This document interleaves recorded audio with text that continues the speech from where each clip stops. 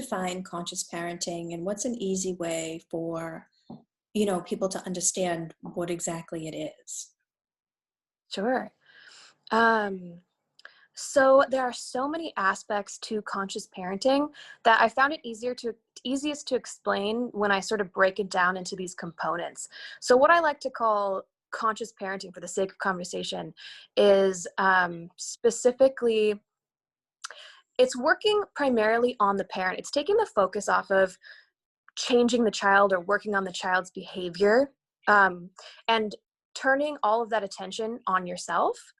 And it has everything to do with looking at, what is our opinion of what a parent is exactly, and getting down to all of our belief systems.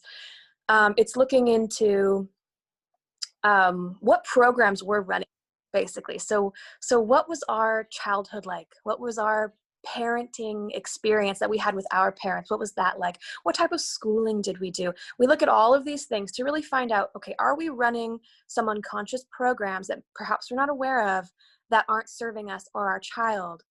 And then once we do that, then we dive into the mirror that our child is to us. So this has to do with, I'm sure if anyone's familiar with spirituality, the concept that life is your mirror, that life sort of is your guru.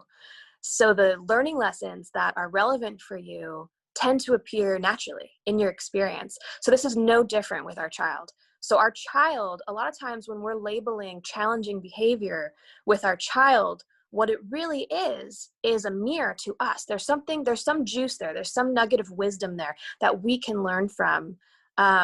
And that typically has to do with our biases, our expectations, our belief systems, all of these things that we can dive into. I'm not completely saying that our children are correct sometimes when they are acting out of alignment, and we can notice that out of alignment-ness. What I'm saying is how we respond to that, how we decide to show up, how it makes us feel as a mirror to that behavior is everything to do with us. And that's the work of the conscious parent. So that's really a summary of what I define as conscious parenting.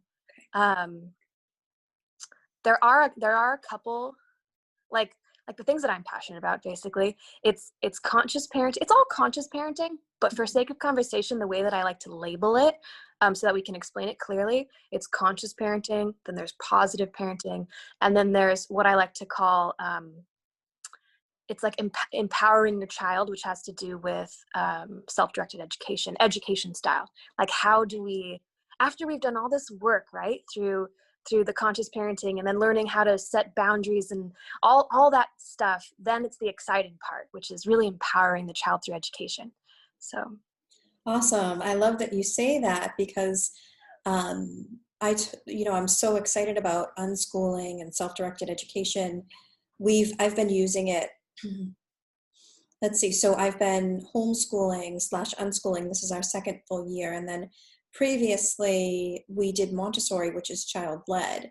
And my daughter is just independent, and she kind of has a typical personality to be self-directed. So I was being as conscious as I could when I watching my daughter grow and say, what's the best education for her and what's the best lifestyle for us? Because now it's like, from being conscious and being positive, we're like, we've built this solid foundation, and now it's like, what do we do?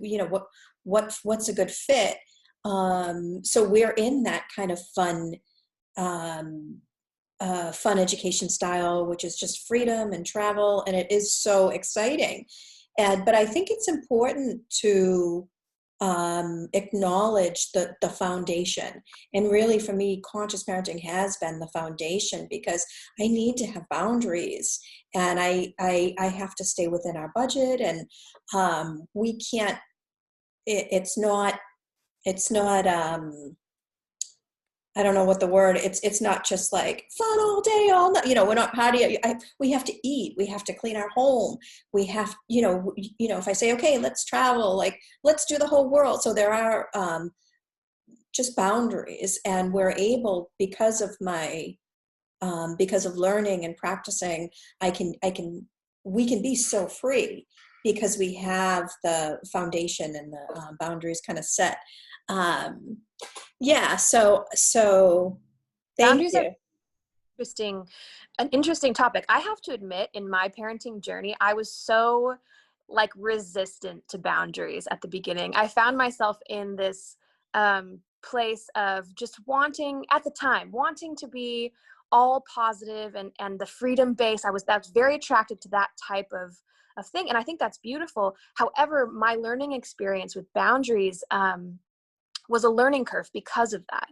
I had to learn, what is an appropriate boundary. Maybe I went through that process of giving, perhaps too much freedom, although I don't think that anything is ever wrong. I think that everything's always for learning, but I had to go through my own experience of what is it. There actually are times where proper boundaries need to be put in place, and that's how we provide a I guess conscious parenting or conscious learning experience for our child. I think there's a quote from Bashar, and I'm gonna butcher this right now, but but it's something like this, like sometimes the most unconditionally loving thing you can do for your child, or not for your child, this is for anybody, for somebody, is to show them a boundary, because if you are not being a proper mirror to them, then they have no reason to change.